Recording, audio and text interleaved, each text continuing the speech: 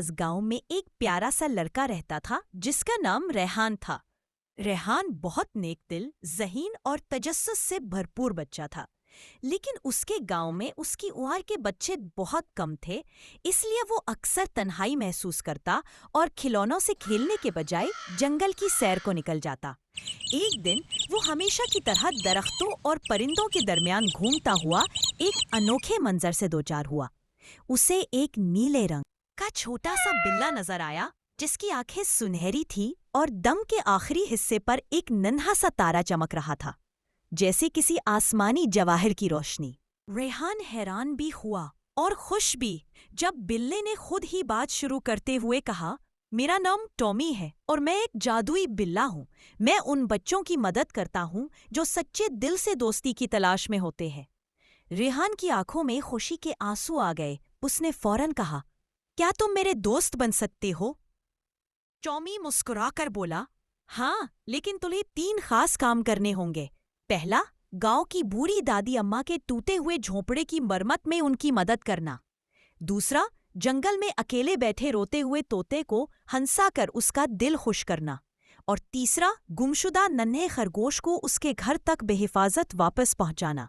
रेहान ने बगैर कुछ सोचे फौरन हामी भर ली और अपने नए दोस्त के साथ पहला मिशन शुरू किया। दादी अम्मा का झोंपड़ा वाकई बोसीदा हो चुका था, लेकिन रेहान ने गांव से कुछ लकड़ियां, रस्सी और पुराना तरपाल लेकर दिन भर मेहनत की और शाम तक झोंपड़ा नए जैसा बना दिया। दादी की खुशी दीदनी थी।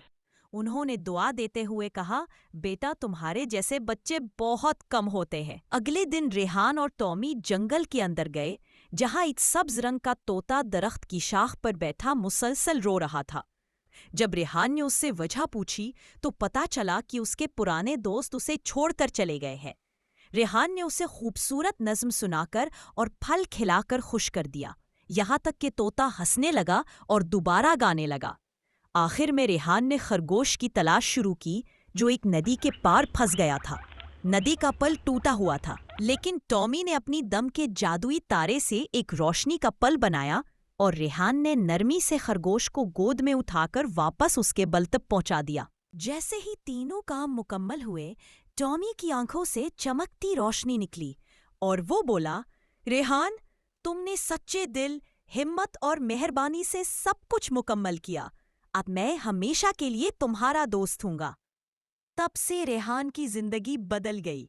उसे न सिर्फ एक जादुई दोस्त मिला, बल्कि सब जानवर और लोग भी उसके दोस्त बन गए और वो गांव का सबसे पसंदीदा बच्चा बन गया। Subscribe now